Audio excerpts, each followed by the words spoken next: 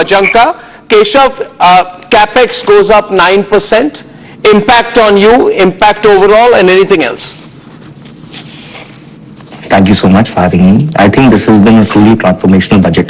The reason I'm saying that is because the finance minister has beautifully balanced 12 lakh crores plus of capital expenditure in infrastructure. This is something that is unthinkable a few years ago.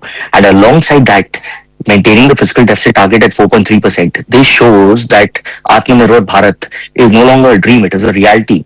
Despite the strong headwinds that we are receiving, unfair tariff wars and so on and so forth, the sectors that have been impacted, all of those sectors have been given respite.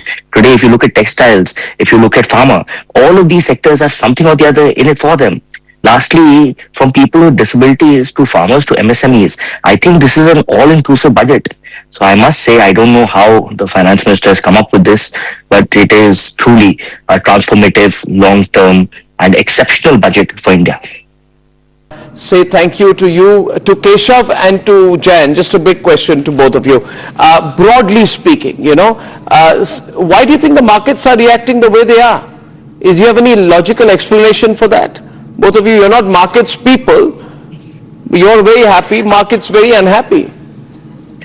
I think that, part B needs to be deciphered a little bit more. Yeah. And there's still a little bit of lack of clarity about what this capital gains change means and the MAT rate changes that have been proposed by the government. But I'm sure that as we unravel this a little more, the markets are going to look better. Long term, sure. Like I said, it is a transformational budget. There is no two ways on it. Absolutely, it will. Well, thank you very much to both of you, Jan, and thank you so much. For joining us, and Keshav. Thank you very much indeed. Got a great panel coming up next. We have